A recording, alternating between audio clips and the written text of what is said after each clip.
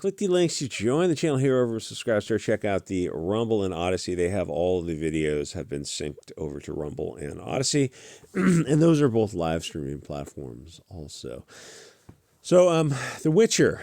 Women don't seem to write men as well. And maybe that's not politically correct, but it is also happens to be true, which is the more society gets out of, the more the pendulum swings away from the truth of saying things, not saying things that are true because they're not politically correct. It's like, well, eventually that pendulum has to swing back. So what happened? Women happened. This story sucked the vital male energies out of the franchise like a succubus seeking seed. She sucked so hard that Henry Cavill is finally said, I just can't be a part of something that's this crap. And they're swapping him out for some cuck pussy, some actor, this Star Wars guy, who's fine as an actor. He does a fine job, but he's not for this role. Like, he's just more like a philosopher monk type of, a Jedi type of role. Yes, for sure. But this is a different role. So what happens? Well, in season 4, I guess they're going to swap that out. So they're going to lose a good chunk of their audience, which is built up around this guy, and they'll have to build it up again around a different character, a character that is more of a soy boy character, which means the show is probably going to tank. And then you've got like bad feelings associated with the show and getting rid of like the character that people like. What do you know about the show? You know his name about the show. Like, even people who are not following the show too well, it's like, he's on the show, the Superman guy. So the better decision would have been to just get rid of the women writers and to get some either male writers or women who don't suck, which in Hollywood is kind of hard to find because they didn't get hired on merit. They got hired to virtue signal or because they have other benefits. It's just as easy to, hire someone who's attractive as it's like, shouldn't you be hiring on merit? I would hire on merit, but hiring on merit means you're usually going to hire a bunch of 300-pound neckbeards because they're the ones who know the material. The show is probably going to bomb, all because they won't fire somebody with a vagina and titties. They don't want to make The Witcher. They want to make Marxist propaganda. So they replace the guy who's really made for the role. I mean, he like, you look at this guy and goes, oh, it's the sword, the cloak, the horse. Yeah, the guy in the dark woods of Germany or something. Oh, this all works. Like, visually, just looking at a couple of images of him, you're like, yeah, this totally works. Castles and the Game of Thrones kind of vibe or the Lord of the Rings kind of vibe. It's like, yeah, this guy's, if you want to do a remake of Lord of the Rings, like this guy's, he fits the role of a king, like what was that, Conan the Barbarian type of guy. It's like he really fits the role. And then you look at the Liam Nelson or Liam whatever the guy, the Star Wars guy, like, that's a different. He's more like the philosopher, the wizard, the monk. He's the advisor, the diplomat who's also a warrior, but he's in a different role. Anyway, so the show is probably not gonna do so well. The thing is, the show kind of feels like it was built around Henry Cavill. Like, if anything was ever made for somebody, you look at him, and it's like Bounty in the Comics is a thing where their photos are always too dark. It's like, all you gotta do is boost the gamma, boost the brightness just a little bit, and like to have volume leveling for different programs. It's like, I think there's probably a leveling program for brightness, but that's one weird thing. Like, Bounty Comics has been around for like 5 years, and still the images they post are still too dark. It's kind of weird.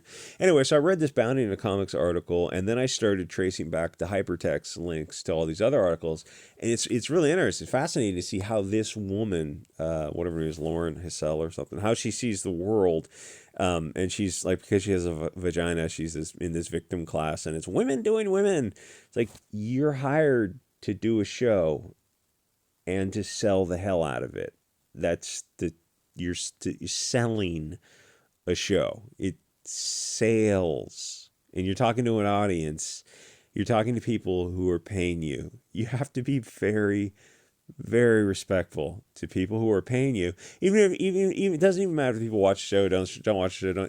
People who are watching you have this back and forth on Twitter, they want to see how you behave yourself with other people.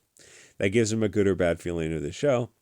And for some reason, a lot of people in Hollywood really are not aware of how that works. Anyway, so she's bitching on Twitter about girl power. Most people, this isn't 2015 social media environment anymore. The Arnita Sarkeesians and the Zoe Quinns and feminist frequencies and gamers and all that kind of girl power stuff.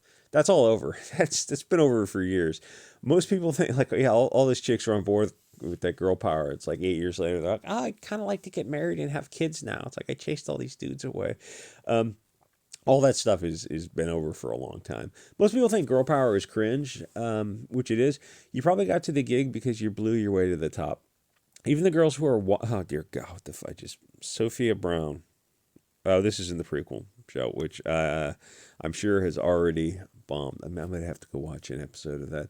Most people don't want to see this kind of like 2015 feminism type of vibe. That's like that. That's been over for years. They want to see Henry Cavill run around. And the thing is, it's weird that they're not aware that that was a push. The whole feminist social media feminist thing, that all kind of started to end in 2016, and then it just fell off a cliff. And you look around, it's like, yeah, you just don't see it anymore. It's just for some reason they might have moved on to the BLT thing. And the thing is, the BLT, the T in the BLT, I think kind of threw everyone off because they don't know, like, how do they do this feminism thing? Because now you've got, males essentially taking it over, and now they're infighting among themselves. So as a consequence, it just kind of like they don't know. They're just kind of moving around in circles. They don't really know what they want to do with it.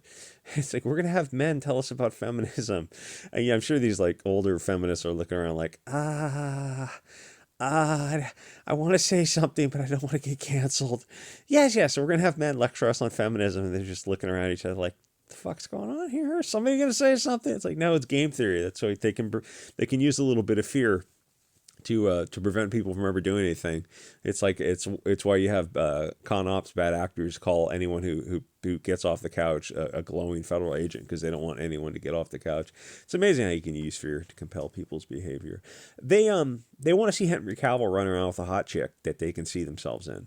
They want to see Henry Cavill. This image right here, these two blonde people with the great sets in the background.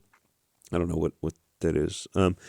This is what they want to see, a little flirting between two characters in a great setting. It's pretty simple to give people what they want and let them imagine themselves in the story and just give them what they want. Oh, we couldn't possibly do that. Yeah, okay. Give people what they want. Carefully writes that down. Why weren't we doing this the whole time? Yeah. Anyway, they want to see Henry Cavill run around. They want to see him in the show, but the director wants to push girl power for some reason. So his send-off season is going to stick closer to the source material. Even saying that bit of 1984 double plus good think is insane. You guys just quote 1984. Yeah, because I don't think the left has read that, or Animal Farm, which is even better. It's even shorter. It's more concise. The Rings of Power people said the same thing, that they were always going back to the source material. The fuck you are. What source material are you referring to? The source material that's the opposite of these propaganda shows? No, you're not going back to the source. Yeah, the source material. Isn't this like set in Polish mythology? I mean, it's fictional, but it's like a Polish guy who wrote it. He's probably envisioning the Polish story. So his send-off season is going to stick closer to the source material. That's gaslighting, where they lie right to your face because they're filthy cultural Marxists, ticks and leeches. If you stuck to the source material, people would be watching your shows. Ring of Power is over before it started. It's people watch that first season and they're like, oh, is it going to get better? Not really. And someone pointed out yesterday in the comments, they're going, Rings of Power is not very good for sure, but Wheel of Time wasn't even watchable. Like, it's dead on arrival. Like, the first 10 minutes of Wheel of Time, you'd have to pay me to watch it, to review it. That's how bad it is. Well, Rings of Power, it's like you kind of can watch it because it's really bad, but it's Lord of the Rings and you're familiar with the universe, and it's like the characters are there, but they're not acting the way they're supposed to be acting. Where Wheels of Time, literally the first 10 minutes, you look at that and you just holy shit, that was bad. You can go find it online. There's I think it's an Amazon show, but you can find it on, there's like a dozen online sites you can find it. like the first, I should download the first episode and put in a hidden link on Odyssey. I guess I wouldn't do that because I don't think I'm allowed to do that. But the first 10 minutes, I mean, you can watch it. We should watch it together on Telegram or on Odyssey or something. It's when they say something is unwatchably bad, you think, oh, you say that about everything. It's exaggeration. No, I mean, like someone said, Rings of Power is not unwatchable. It's just bad. Wheel of Time is on a different level, which is kind of why it's like dead on arrival within the first 10 minutes, and why it, like, I guess it's still online. I don't know if it's current, but nobody's watching it. And The Witcher is over as soon as Henry Cavill leaves, which is season 4, and they replace him with that Star Wars guy. It's not about the money to them. The only point of the show is to push cultural Marxism. It's forcing secondhand cringe onto the world, and the 40-year-old wine-aunt cringe who thinks she's still one of the cool kids. We don't want transformative productions. We want curative, because the source material is what brought us to the property in the first place.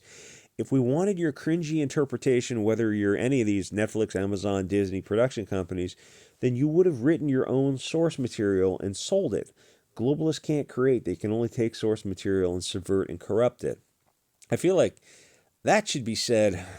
That concept of the bait and switch, where they take a known property, and like the transformative versus curative is so critical. You go like, yeah, people want curative properties because they want the source material, and so you bought the rights after the person sold the rights or passed on, and the next of kin sold the rights or allowed you the licensing, but then you changed it, but it's the source material that got popular. So if you change it, what's the point? Oh, we're just they don't have an answer for that. Like they get all shifty and smarmy and side glance because they know what they're doing, and like we know what they're doing too. It's like, oh, well, you guys should write your own property. Oh yeah, it just doesn't catch on. Oh, why doesn't it catch on?